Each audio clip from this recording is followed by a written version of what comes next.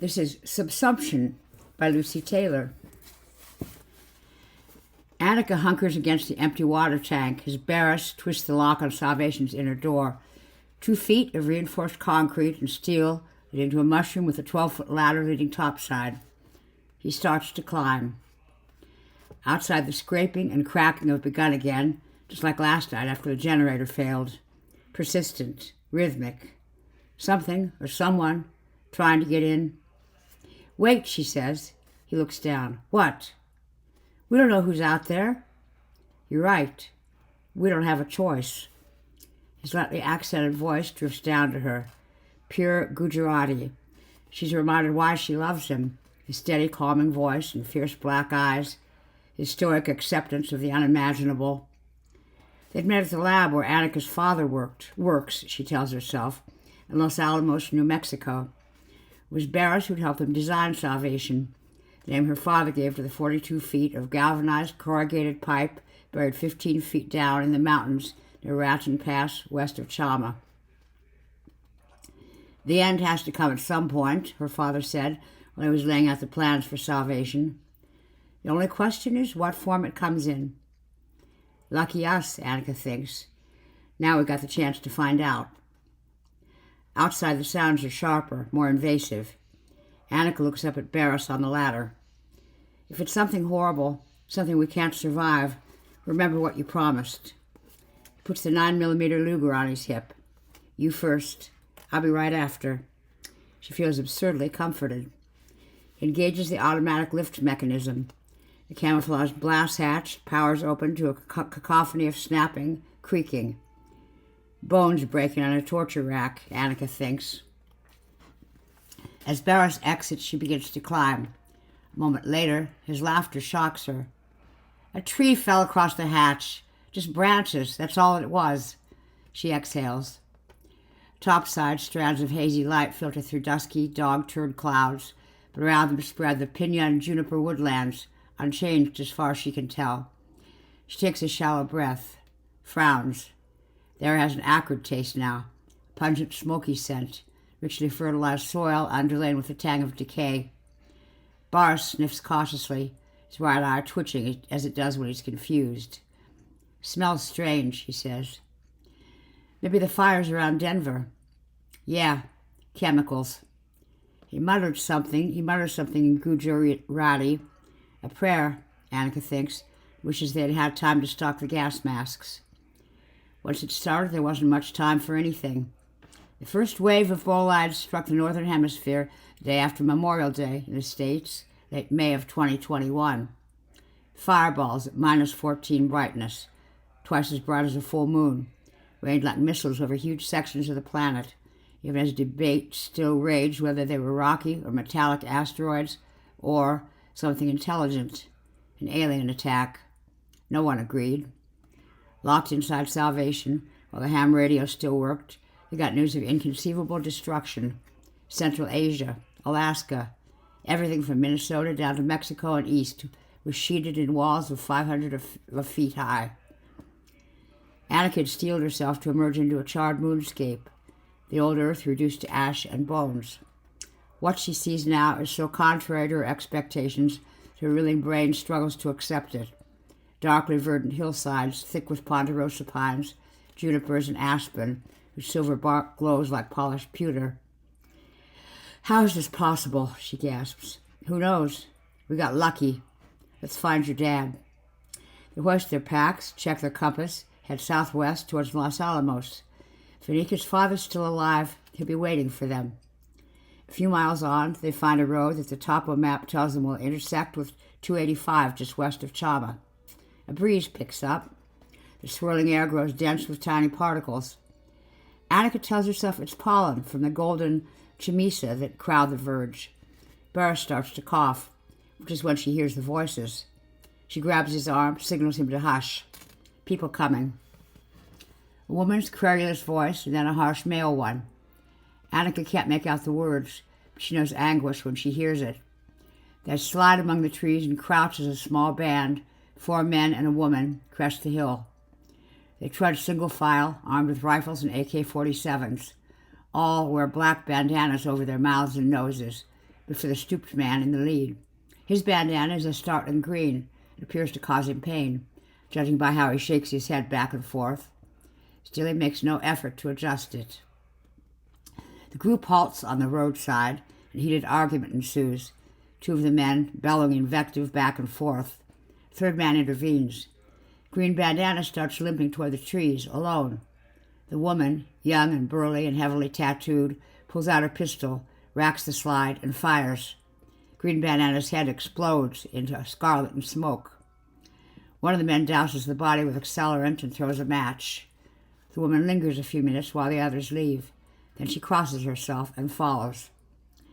Annika and Barris whisper together and adjust their plan, taking into account the danger from other travelers. They'll avoid the roads and bushwhack whenever possible, staying within the shelter of the trees. They make their way in silence, each stunned by the execution they have just witnessed. Finally, Annika says, "That man they killed, he must have had plague." "We don't know that. My father said first impact might not be the worst of this. He said the bolides could bring contaminants that would disperse when they hit." That makes it sound like there was intelligence behind this, like something or someone planned it. There wasn't, Nikki. Shit flies through space all the time. Earth just happened to get in the way. But they burned the body. Maybe he didn't deserve a decent burial. Maybe he was an enemy, somebody from the wrong tribe. So already we're dividing into tribes.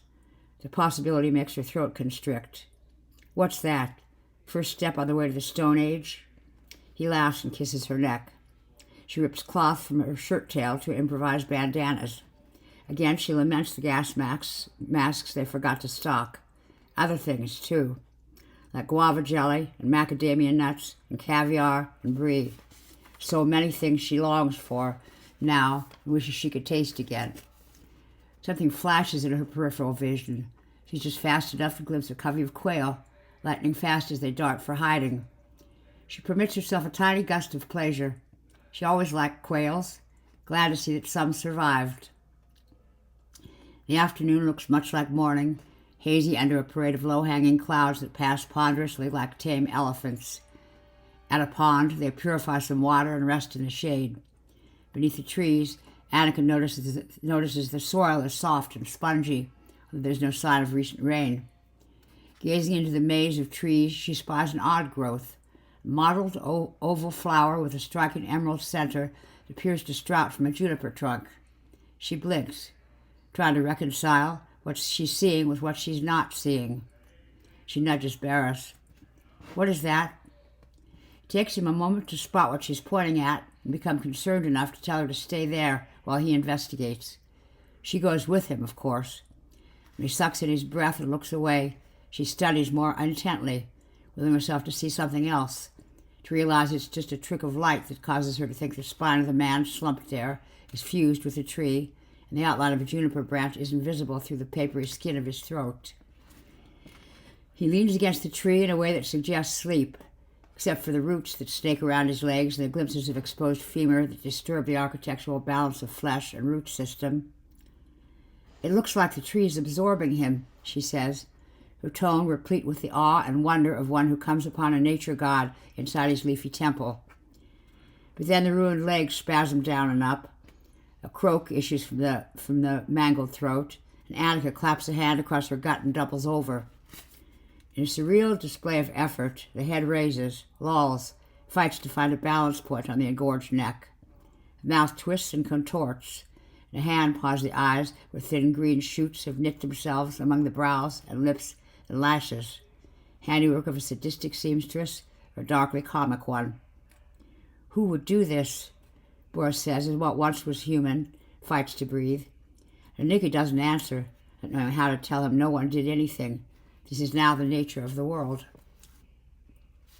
"We need to clear his airway," Barris says, slides his thumbs inside the corners of the man's mouth, trying to work free from the obstructions. When this fails, he grabs his knife, flicks out the blade. "No," Annika says. Barris strokes the man's forehead and talks soothingly, so what he's about to do is normal. "Don't be afraid. I'm only going to cut some of this away." Bunches of tightly clumped, dark needles fall to the forest floor. So does blood, a lot of it. Nika yells, "You're cutting him!" The man convulses, legs kicking out as far as the roots allow, then planking, quivering, and going limp. "What? It's part of him, or he's part of the tree. You can't cut one without cutting the other." He stares at the blood dripping from the blade. "We've got to do something," Barris says. Even as pliant green filaments, we've shut the lashes, sewing off sight, and Nika only understands the one kind of help they have to offer. She unholsters her sig rimfire and tells Barris to move away. When she fires, the air explodes with whirring, agitated life. Pollen that's insectile, comet-shaped. She runs to join Barris, holding her breath as long as she can. Now, instead of staying in the trees, they search for roads. A highway is what they're hoping for, but dirt will do. Anything to keep some space between them and the forest. Evening's coming on. They find a meadow wide enough to offer some distance from the trees and shed their packs, unfold their sleeping bags. Barris spots deer tracks, says they need food. There's still enough light to make a shot. He seems angry, eager to bring down a doe or a buck. Anika, who's just shot a man to death, feels spent and sick and not keen for killing anything. She waves him off, crawls into her bag, and slips into murky sleep.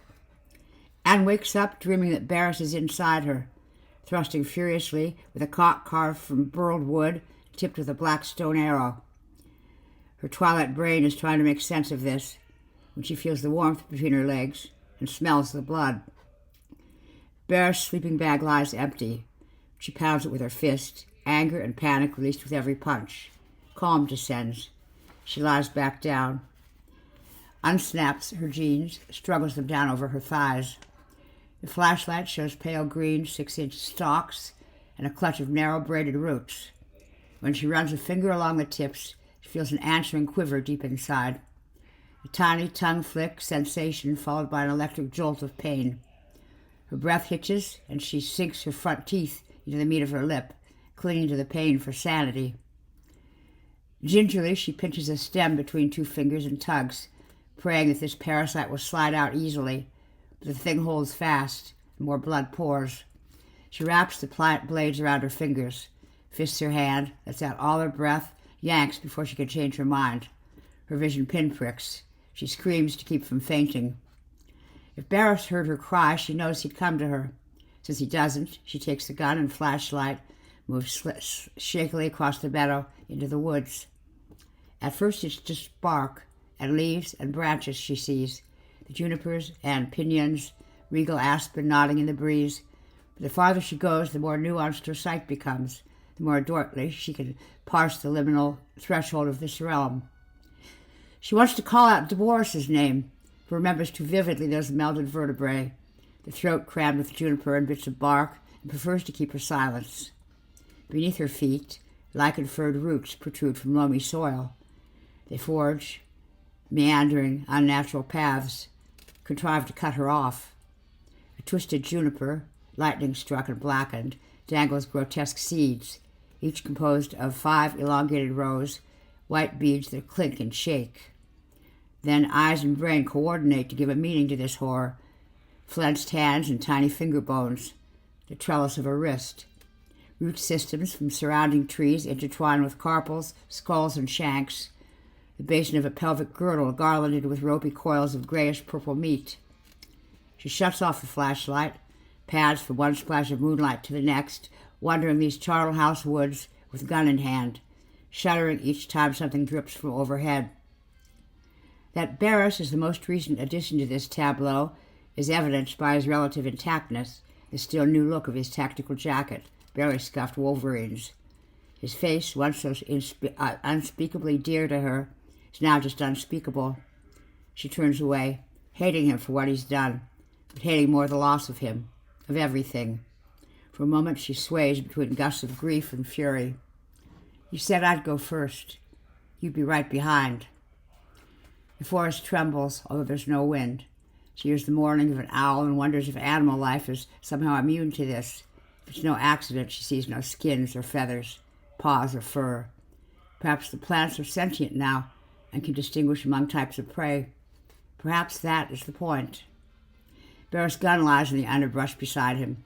She starts to leave it, then goes back and tries to pick it up. Vines fight her for possession, but she wins this time, only to discover that the muzzle, trigger guard, and rear sight are already clogged with coarse and tangled weeds. She throws the gun away and tries to find her way back to the meadow, but her halting progress quickly becomes a gauntlet. She's lashed and buffeted, caressed and enmeshed, a spider in a fly trap. When she stumbles, her foot becomes entangled. Within minutes, whole portions of her throat and brain are being colonized. Adrenaline floods her bloodstream. Her heart syncopates. She goes blind and deaf in seconds. Her brainwaves spike.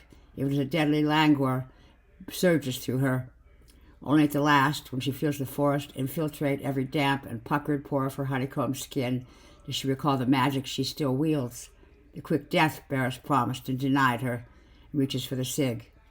Brings it to her head, only to find her mind contains no memory of what this object is, or how she is supposed to use it, or why it even matters. There are no words. A sound builds within her, and she tries to give it voice.